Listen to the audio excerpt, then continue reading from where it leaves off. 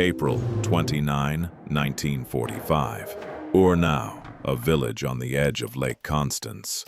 Hans Speidel pressed his back against the stone wall of a farmer's barn, listening to the rumble of approaching vehicles. For 3 weeks, he had been a ghost, moving through forests at night, sleeping in haystacks, drinking from streams. His Luftwaffe uniform, stripped of all insignia, hung loose on a frame that had shed 15 pounds. The hand he raised to wipe sweat from his forehead trembled, not from fear but from exhaustion so profound it had become a physical presence, a weight pressing down on his bones. The engines grew louder. French voices. Speidel closed his eyes. After 7 months in Gestapo cells, after torture that left scars across his back, after escaping an SS death transport by mere hours, his war was ending, not with a bullet, but with a whimper. He stepped into the road, hands raised, and waited for whatever came next. What came next would shatter everything he thought he knew about enemies, about victors, about the very nature of war itself. The French officer who accepted his surrender was younger than Speidel expected, perhaps 30, with careful eyes that assessed without hatred. "Your name?" he asked in accented German. "Speidel, Hans, Lieutenant General." The officer's eyebrows rose slightly. A general in a barn, the whole world turned upside down. "You are wounded." Speidel hadn't noticed the blood seeping through his left pant leg until that moment. During his escape from Hersberg Castle, he'd torn through barbed wire in darkness, felt the metal bite deep into his calf. Infection had set in days ago. He could smell it now. That sweet, rotten odor that meant gangrene, that meant death if left untreated. "It is nothing," Speidel said, though standing suddenly required all his concentration. "Come," the officer said. Not an order, an invitation. 3 hours later, Speidel sat in the back of a medical truck, watching the German countryside roll past. His leg throbbed with each bump in the road. He had expected, what? A cellar somewhere. Interrogation. Perhaps a quick execution if they discovered his rank, his connection to Rommel, his role at Army Group B during the Normandy invasion. The Gestapo had taught him about interrogation. 7 months of it. The chair, the rope. The questions shouted at 3 in the morning when the mind is weakest. Instead, the French had given him water, bread, a blanket. The truck stopped at what had once been a German field hospital, now flying the tricolor of Free France. Speidel was helped, not dragged, helped, into a tent where the smell of ether and disinfectant hung thick in the air. An American medical captain stood examining an X-ray against a light box. He turned when Speidel entered, and his expression showed neither triumph nor contempt, only professional assessment. Lieutenant General Speidel. The American's German was serviceable. "I'm Captain Morrison. Let's have a look at that leg." Speidel sat on the examination table, watching Morrison cut away the makeshift bandage he'd fashioned from a stolen shirt. The wound beneath was worse than he'd allowed himself to acknowledge. Red streaks radiating outward. Pus. The flesh around the gash blackened at the edges. Morrison whistled softly. "Another day, maybe 2, and we'd be taking the leg. Or you'd be dead. Lucky we found you when we did." He called to a nurse in English, then back to Speidel. "We'll operate immediately. Full anesthesia. Debridement antibiotics. We've got sulfa drugs that work miracles. You'll keep the leg." Speidel stared at him. "Immediately. Is there a problem?" I am a prisoner. A German general." Morrison looked genuinely puzzled. "You're a patient. Sit tight. We'll have you in surgery in 20 minutes. 20 minutes? Speidel had spent 7 months in Gestapo custody watching men die from infected paper cuts because treatment was denied as punishment. He had seen prisoners at Kustrin Fortress screaming for water while guards played cards. He had learned that pain could be weaponized, that suffering was policy, that cruelty was a tool of the state. And now, 20 minutes after becoming a prisoner of war, he was being wheeled into an operating theater. The anesthesia pulled him under, but fragments remained. Morrison's voice, calm and focused, the bright surgical lights, the clink of instruments, and then nothing.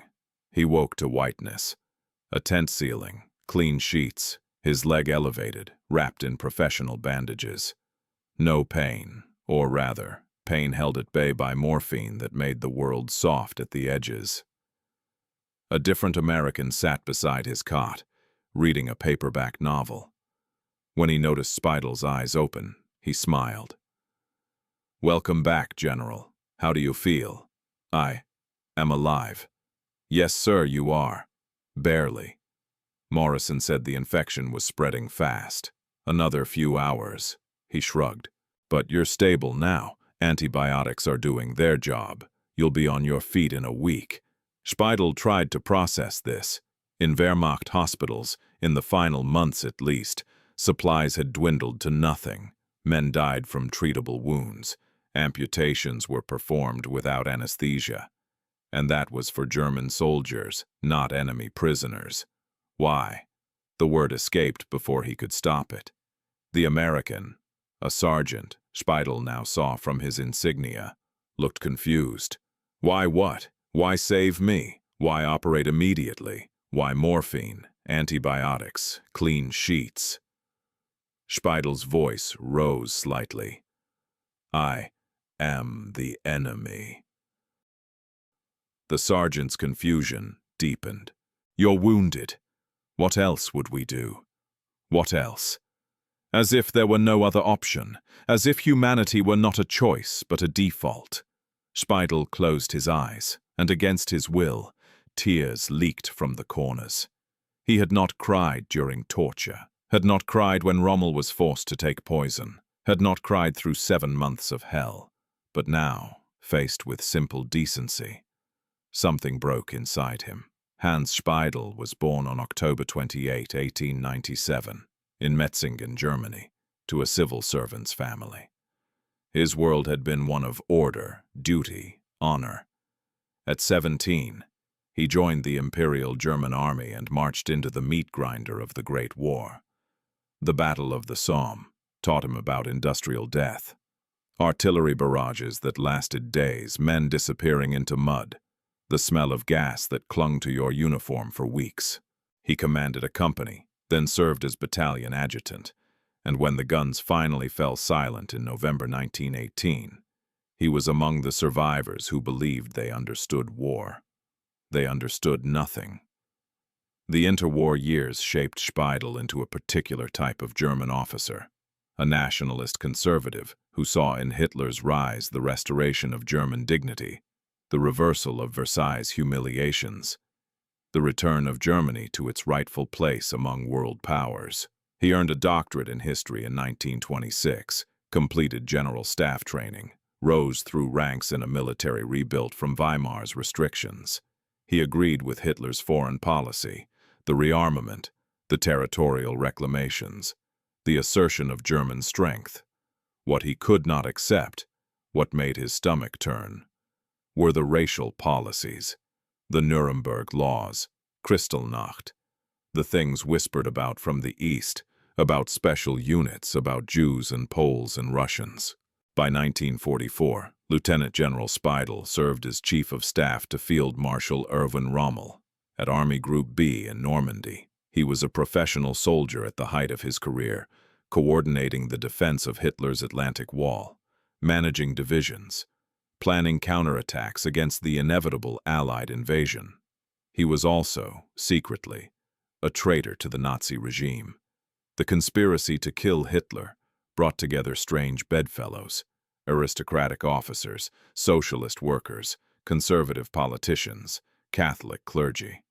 For Speidel, the decision to join was both moral and practical. Germany was losing. Every intelligence assessment made this clear. The Eastern Front was collapsing. Allied air superiority was total. Continuing the war meant only more death, more destruction, more crimes committed in Germany's name. If Hitler died, perhaps a new government could negotiate peace. Perhaps Germany could be saved from total annihilation. Speidel's task was delicate. Recruit Rommel himself. The desert fox, beloved by the German public, respected even by enemies. With Rommel's support, a post-Hitler government might have legitimacy. But Rommel was cautious, traditional, bound by his oath to the Führer, even as he recognized the disaster unfolding. Speidel began carefully, testing Rommel's receptiveness with oblique comments about Germany's situation, about the need for political solutions, about the crimes being committed in Hitler's name. Rommel listened, considered, never committed. Then, on July 17, 1944, British fighters strafed Rommel's staff car on a French road. The field marshal suffered a fractured skull, his face torn by glass and shrapnel. He was evacuated to Germany, unconscious, while Speidel continued coordinating the defense against the Allied breakout from Normandy.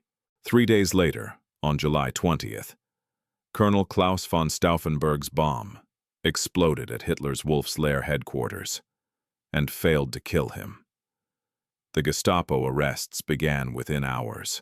Approximately 5,000 people would die in the purge that followed, hung with piano wire, strangled slowly in front of cameras for Hitler's viewing pleasure, tortured until they gave names that led to more arrests, more torture, more death. High-ranking officers, junior conspirators, people whose only crime was knowing someone who knew someone. Speidel continued his duties through July and August, waiting. Perhaps his name hadn't come up. Perhaps his careful recruitment of Rommel had left no traces. Perhaps. September 7th, 1944. Gestapo agents arrived at his headquarters. Lieutenant General Speidel, you are under arrest for conspiracy against the Reich. What followed defied documentation. The Gestapo specialized in what they called enhanced interrogation, techniques designed to break bodies and minds without killing too quickly. Speidel experienced them all. The chair where you sat for days without sleep, where every time you dozed off, a guard struck you awake. The rope that bound wrists behind your back, then hoisted you up by those wrists until shoulders dislocated. The questions shouted millimeters from your face, for hours, days, weeks. He never confessed to conspiracy, never named other plotters. But under pressure, impossible, relentless pressure, he made one mistake. He mentioned Rommel's name, said the field marshal had known of the plot, had failed to report it to higher command. It was enough. On October 14th, 1944, Adolf Hitler gave Rommel a choice: public trial and execution, with family punishments to follow, or suicide, with full military honors and family safety guaranteed. Rommel chose the poison. Germany mourned him as a hero, fallen to battlefield injuries. Speidel, meanwhile, faced a military court of honor that rendered an impossible verdict. Not guilty, but not free from suspicion. The legal sophistry saved his life. Barely. By keeping him under Wehrmacht jurisdiction, it prevented transfer to Roland Freisler's People's Court, where conviction and execution were foregone conclusions, but it couldn't save him from continued Gestapo custody. 7 months. First in Berlin cells, then transferred to Kustrin Fortress, east of the capital as the Red Army approached. 7 months of interrogations, of isolation, of watching other prisoners disappear into execution cellars. 7 months of surviving through sheer stubborn refusal to die before Hitler did. In spring 1945, as Soviet artillery began ranging in on Kustrin, the SS moved all high-value prisoners to Herzberg Castle in Immenstadt, on Lake Constance's shore, opposite Switzerland, close enough to neutral territory to smell freedom, far enough that escaping meant crossing guarded grounds, navigating unfamiliar terrain, evading SS patrols ordered to shoot prisoners rather than let them fall into Allied hands. Speidel organized the escape with help from the prison commandant, a Wehrmacht officer disgusted by SS excesses, and Palatine monks who provided civilian clothes and directions. On a moonless night in late April, Speidel and 6 other prisoners cut through wire, dropped from windows, scattered into darkness. 3 weeks on the run. Moving at night, hiding in barns, watching French and American units sweep through German villages, waiting for the right moment to surrender to the right people. 3 weeks of freedom that felt like borrowed time, like a reprieve from an execution already scheduled. And then, April 29, Urnau, the French patrol, the infected leg he hadn't properly noticed during his escape, and Captain Morrison saying, "We'll operate immediately." Recovery took longer than a week. Morrison had been optimistic. Speidel spent 3 weeks in the Allied field hospital, watching a procession of wounded men flow through the tents. Americans, British, Canadians, French, and Germans, all treated the same. Same anesthesia, same antibiotics, same careful post-operative monitoring.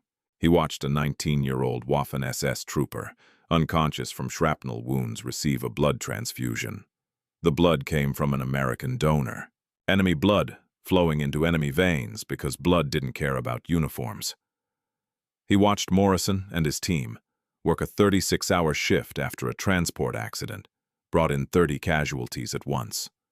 German prisoners and American guards, injured in the same crash, operated on in adjacent tables by the same surgeons.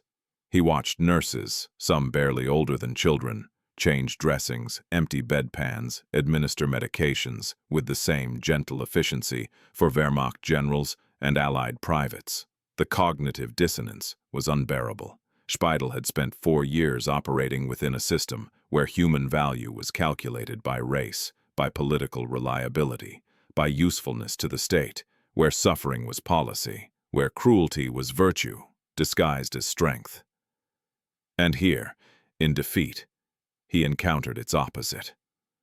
One afternoon in mid-May, Morrison sat beside Speidel's cot during a rare quiet moment. "Your leg is healing well," he said. "Another week, you'll be transferred to a proper POW facility, probably in France." Speidel nodded. He'd expected this. "May I ask you something?" "Sure. Why do you do this? Treat enemy soldiers as you would your own." Morrison considered the question seriously. "Geneva Conventions, for one, international law. But honestly?" He shrugged. "Because they're people, wounded people. What else would we do?" That phrase again. What else would we do? As if decency required no justification. In Germany, Speidel began, then stopped. How to explain what Germany had become, how to convey the casual cruelty, the bureaucratized sadism, the way human beings had been reduced to categories on forms. In Germany, we forgot this, that enemies are people. We forgot many things. Morrison was quiet for a moment. War makes it easy to forget. But forgetting, that's a choice too. We choose to remember. After Morrison left, Speidel lay staring at the tent ceiling. He thought about the conspiracy, about Stauffenberg's bomb, about the 5,000 executed in the purge. They had tried to kill Hitler to save Germany. But maybe Germany needed more than Hitler's death. Maybe it needed to relearn what these Americans seemed to know instinctively, that humanity wasn't negotiable, that dignity wasn't contingent, that even in war, especially in war, you chose who you wanted to be. The POW facility in France was a former military base converted to house thousands of German prisoners awaiting processing. Conditions were basic, but adequate. Barracks, latrines, a mess hall serving food that, while unexciting, came in quantities unimaginable during Germany's final months. Speidel arrived in early June, still limping slightly, his wound now a pink scar that would fade with time. Other generals populated the facility, men he'd known from staff meetings, from operations planning, From the careful social hierarchies of Wehrmacht high command, they gathered in small groups, smoking cigarettes purchased from camp stores with scrip earned from labor details, talking endlessly about what had gone wrong, who bore responsibility, what would happen next. Speidel listened more than he spoke. The conversations circled familiar themes. Hitler had betrayed Germany. The SS had corrupted the Wehrmacht's honor. Battlefield mistakes, Stalingrad, North Africa, the failure to stop the Normandy invasion, had doomed the Reich. If only different decisions had been made, different strategies pursued, perhaps nothing. Speidel had seen the production figures, the Allied supply chains, the overwhelming material superiority that made German defeat inevitable by mid-1943, at the latest. But more than that, he had seen what German victory would have meant. A continent under Nazi rule, the racial policies applied everywhere, the camps expanded, the killing systematized. He thought about Morrison's blood transfusions, about nurses treating wounded SS men with the same care as American GIs, about a medical system that saved lives because life was valuable, full stop, no qualifications required. Germany had lost the war. Thank God, because Germany winning would have been worse than any defeat. Interrogations were inevitable. Allied intelligence officers wanted to know about Normandy, about German defensive planning, about command structures and officer networks. They wanted to know about the conspiracy, about who had participated, what had been planned for post-Hitler Germany. Speidel told them. Not everything. Some secrets he kept out of loyalty to the dead, but enough. Enough to establish his opposition to the Nazi regime, his attempts to recruit Rommel, his 7 months of Gestapo custody and torture. The interrogators, mostly Americans and British, listened with professional detachment. They took notes, asked follow-up questions, never judged, though Speidel could see them thinking, "Why didn't you do more? Why didn't you refuse to serve? Why did you wait until 1944 to act against Hitler?" Fair questions. Questions Speidel asked himself in the dark hours before dawn. The answer was complicated. Duty. Oath. The gradually boiled frog of moral compromise, where each small acceptance of evil made the next easier until you woke up and realized you'd participated in something monstrous. The human capacity for rationalization. The belief that you could serve Germany without serving the regime, could maintain personal honor while following dishonorable orders. All true, all insufficient. "I have no excuse," he told one interrogator, an American major with sharp eyes and a methodical approach. "I saw what was happening. I knew, and I continued to serve until very late. This is something I must live with." The major nodded, made a note. "For what it's worth, General, trying to kill Hitler in July '44 took courage. A lot of your colleagues never tried at all. Small comfort. The dead of the Holocaust numbered in millions. The dead of the Eastern Front, military and civilian combined, exceeded 20 million. Speidel's late-breaking conscience had saved no one. But perhaps the thought came unbidden. Perhaps it could inform what came next. In November 1945, Speidel was released from POW custody. The decision surprised him. Many high-ranking Wehrmacht officers remained imprisoned, facing war crimes investigations, denazification tribunals, uncertain futures. But Speidel's participation in the July 20th plot, combined with his lack of direct involvement in atrocities, worked in his favor. The Allies were already looking ahead to post-war Germany, to the need for reliable, non-Nazi Germans who could help rebuild. Speidel returned to Tübingen, to the university where he'd earned his doctorate 2 decades earlier. The city was rubble and reconstruction, hungry people and black markets, refugees and displaced persons. Germany, year 0. Everything destroyed, everything to rebuild. He began teaching again.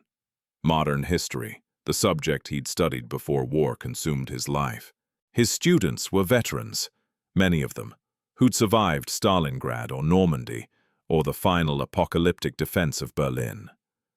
They sat in unheated lecture halls, taking notes with frozen fingers, trying to understand what had happened to their country, to themselves. Speidel taught them about power and ideology, about how democracies die, about the slow corruption of institutions and the human tendency to follow authority, even into madness.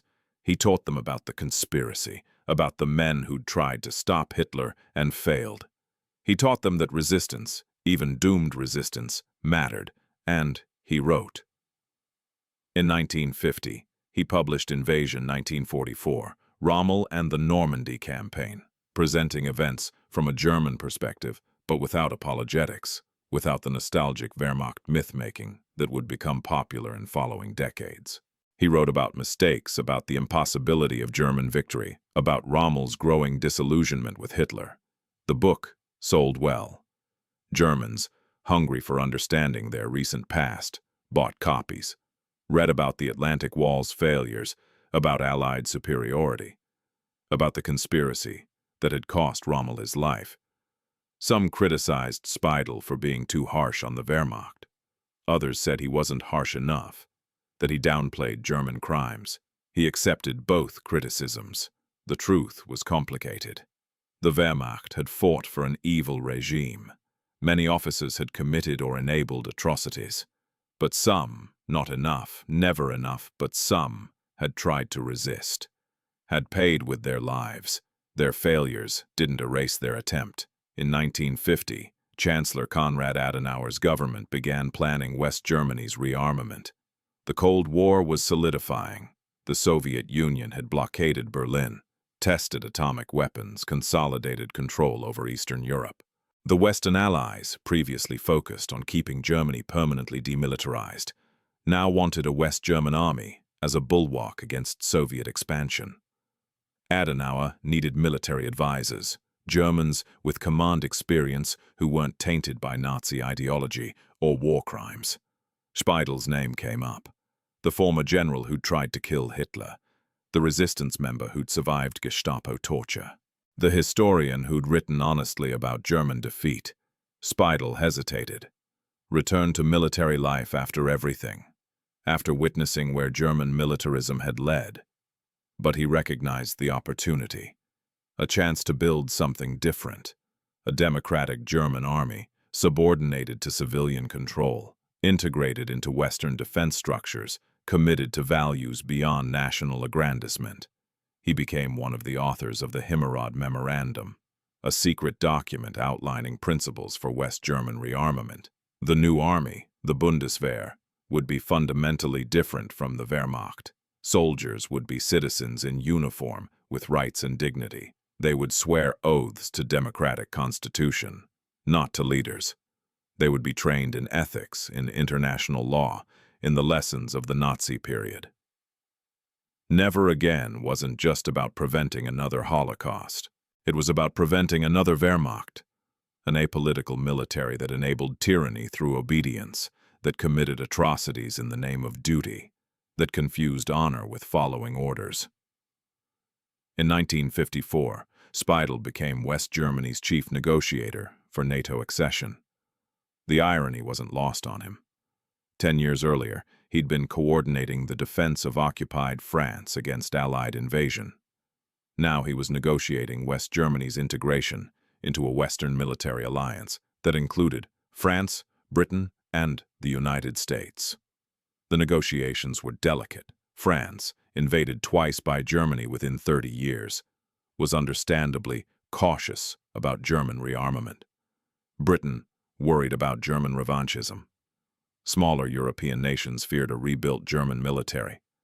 American support was crucial, but came with conditions: democratic oversight, limitations on German military independence, integration into multinational command structures.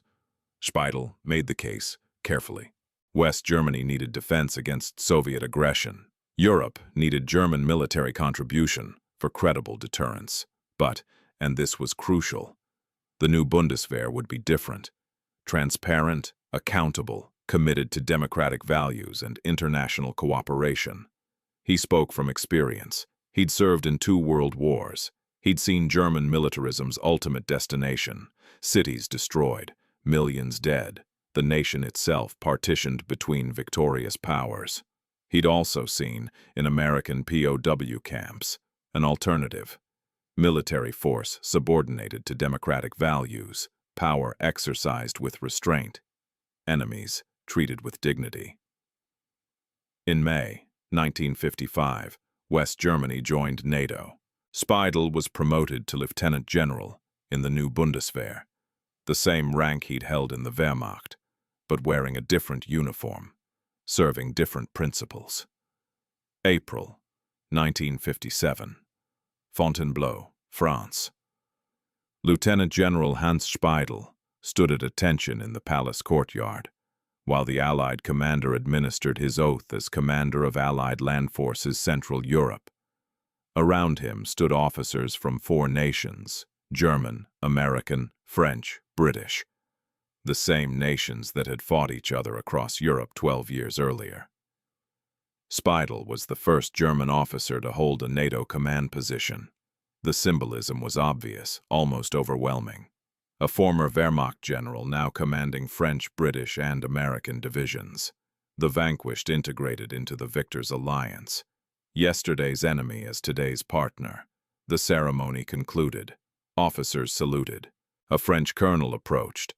A man roughly Speidel's age with the ribbon of the resistance on his uniform.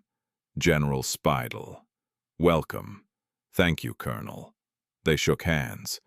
2 men who might have killed each other in 1944, now colleagues. The French officer smiled slightly, reading Speidel's thoughts. Strange, yes, but necessary. We have a new enemy now, or rather, we have a common challenge. How to preserve freedom without destroying each other in the process. Speidel nodded. I learned something in American Captivity, about how enemies should be treated, about what military power should serve, and what should it serve. Not national glory, not expansion, not revenge, but protection of human dignity, defense of democratic values, the rule of law, even in war. The French colonel considered this. You learned this from the Americans. They taught me without knowing they were teaching. They simply treated wounded prisoners as human beings. It was revolutionary. Later, in his new office, overlooking Fontainebleau's gardens, Speidel reviewed deployment orders for NATO divisions in Central Europe. American tank battalions, British infantry brigades, French armored units, German mechanized divisions, all under his operational command, all committed to defending Western Europe against Soviet aggression. He thought about April 1945, about surrendering in a barn with an infected leg, about Morrison saying, "We'll operate immediately," as if saving an enemy general's life required no justification. That moment had changed everything. Not just for Speidel personally, but for what became possible afterward. Germany could have emerged from defeat, bitter, revanchist, nursing grievances about unfair treatment and harsh occupation.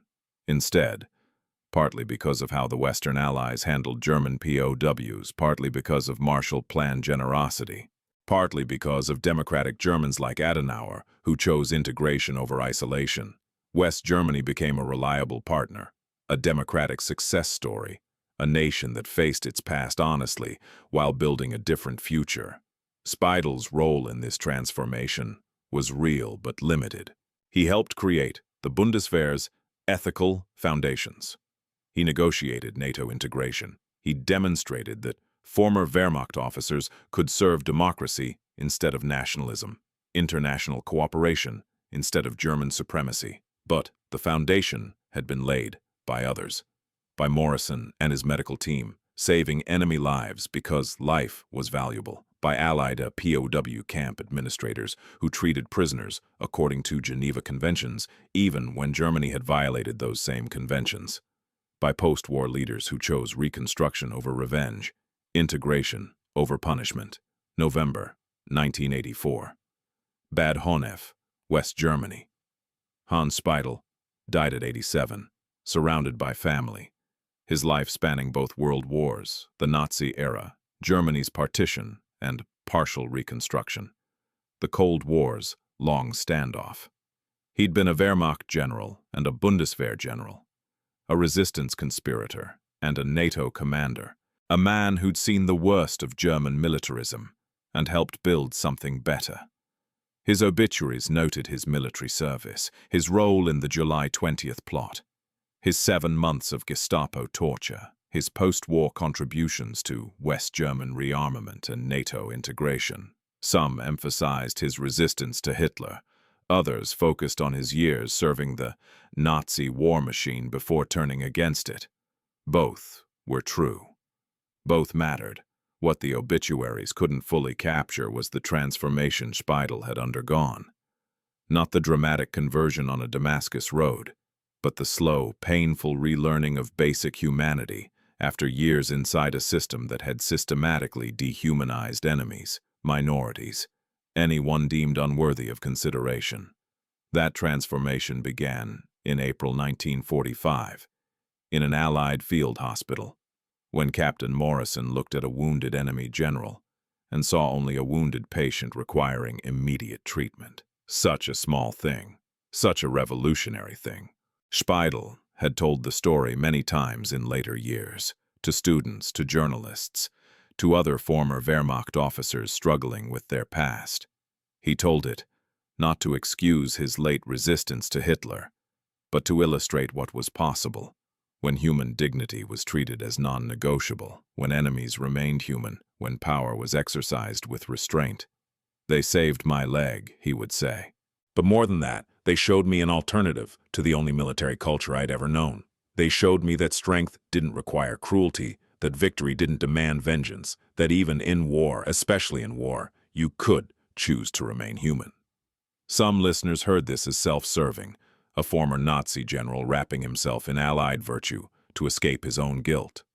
Others heard genuine insight from someone who'd experienced both systems, who'd seen what military power looked like when serving evil versus when serving democracy. Both readings were valid. Speidel was complicit in Nazi crimes through his service, even if he eventually resisted.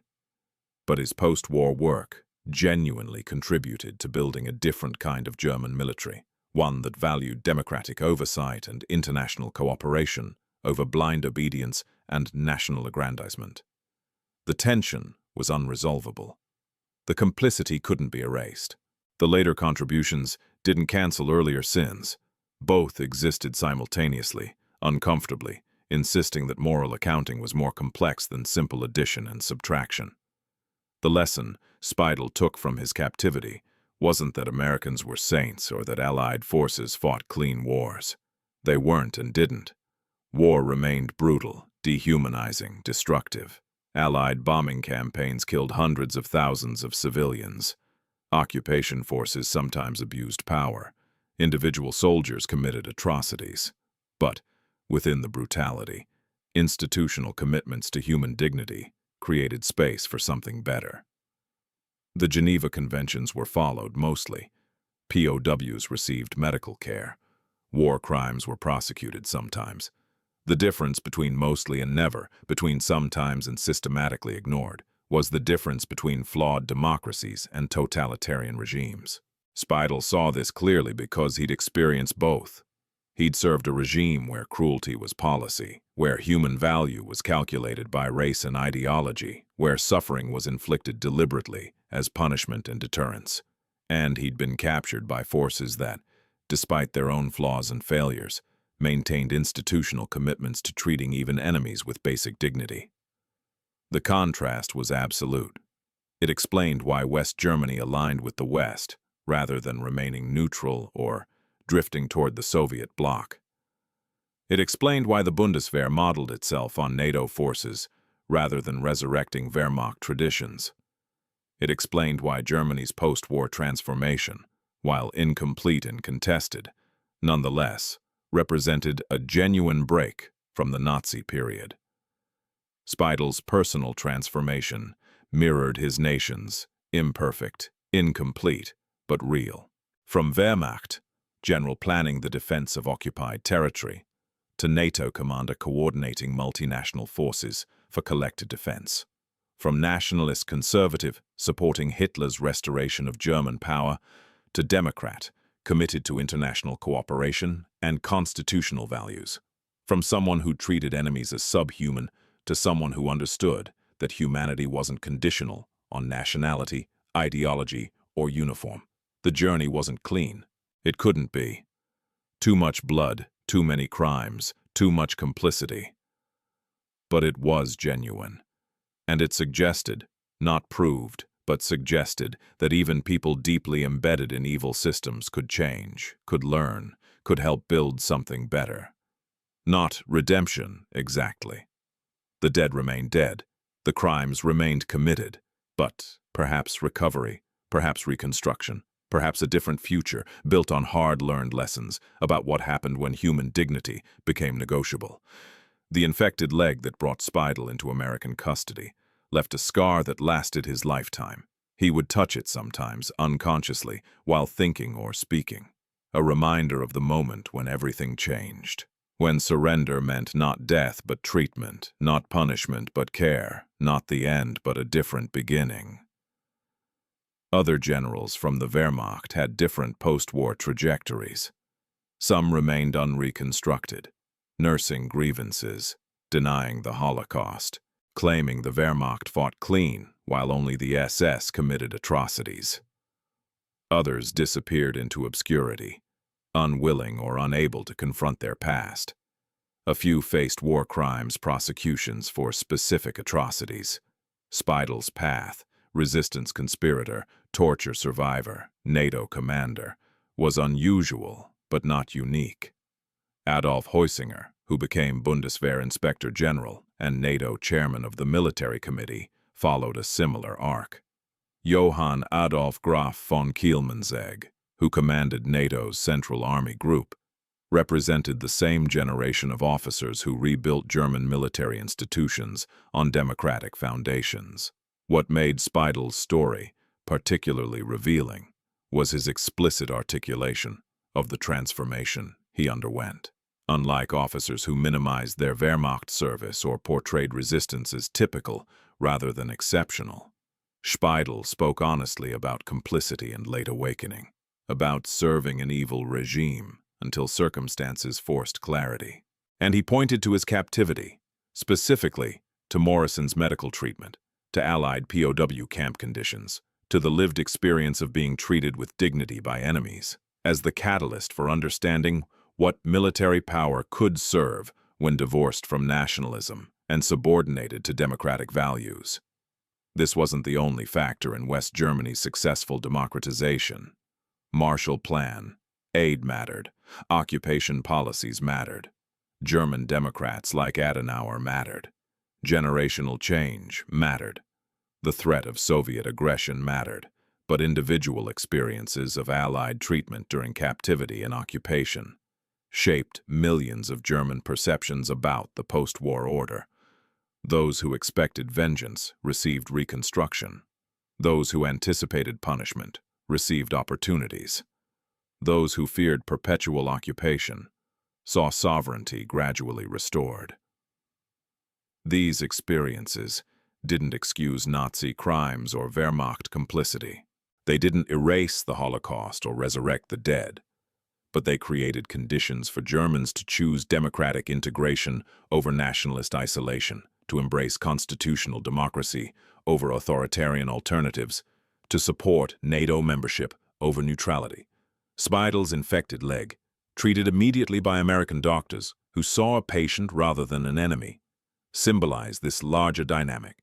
Small acts of humanity, multiplied across millions of interactions, created space for reconciliation and reconstruction that would have been impossible if victors had treated defeated Germans the way Nazi Germany treated its victims.